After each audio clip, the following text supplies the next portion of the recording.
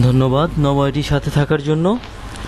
আজকে আমি আপনাদেরকে একটি ভিডিও টিউটোরিয়াল দেখাবো, যে টিউটোরিয়ালের মাধ্যমে আমরা দেখাবো আপনারা কিভাবে ফলাফলের তথ্য, আপনাদের বিদ্যালয়ের যে ফলাফল রেজাল্টের তথ্য আপনারা কিভাবে এখানে দেখাতে পারেন এবং সেটি অ্যাডমিন প্যানেল থেকে দিয়ে কিভাবে আপনাদের মেইন ওয়েবসাইটে চলে আসতে পারে। এখানে ফলাফল একটা মেনু রাখা হয়েছে, সেই মেনুতে ক্লিক করলে এখানে দেখেন আপনাদের দেখা যাচ্ছে জেএসসি পরীক্ষার ফলাফল এবং এসএসসি পরীক্ষার ফলাফল এখান থেকে মানুষ সহজেই দেখতে পারবে, যে কোনো ভিজিটর এখান থেকে দেখতে পারবে।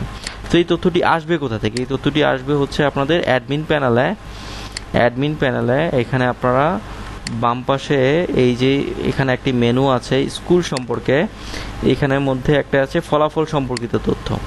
এই ফলাফল সম্পর্কিত তথ্যের মধ্যে আপনারা এখান থেকে সিলেক্ট করতে পারেন যে ফলাফলের কোন তথ্যটি আপনারা দিতে যাচ্ছেন। এখানে বিভিন্ন ফিল্ড আছে, পরীক্ষার নাম, কত সাল, রেজিস্ট্রিকৃত কতজন শিক্ষার্থী রেজিস্ট্রেশন করেছিল, অংশগ্রহণকারী কতজন শিক্ষার্থী অংশগ্রহণ করেছে এবং পাশকৃত শিক্ষার্থী কতজন।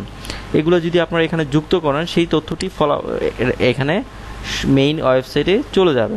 ধরুন আমরা এখানে এখন একটি রেজাল্ট দেখতে যাচ্ছি, জেএসসি সন হচ্ছে 2015, রেজিস্ট্রিকৃত শিক্ষার্থী মনে করি 300, কিন্তু অংশগ্রহণকারী শিক্ষার্থী হচ্ছে আপনার 250 জন শিক্ষার্থী কোনো কারণে সেই পরীক্ষাটি দেয়নি। পাশকৃত শিক্ষার্থীর সংখ্যা মনে করি আমরা এখানে 220, 30 জন পরীক্ষার্থী যদি ফেল করেছে।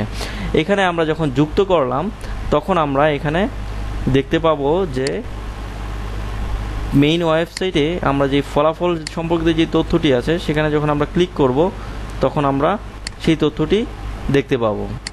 ঠিক একই রকমভাবে আপনারা যখন এখানে এসএসসি পরীক্ষার ফলাফলটি দিবেন, দেওয়ার ফল সেই সন দিবেন 2015, তারপর রেজিস্ট্রিকৃত শিক্ষার্থীর সংখ্যা মনে করেন 200, তারপরে আপনার অংশগ্রহণকারী শিক্ষার্থীর সংখ্যা 150, তারপর হচ্ছে পাশকৃত শিক্ষার্থী হচ্ছে 120।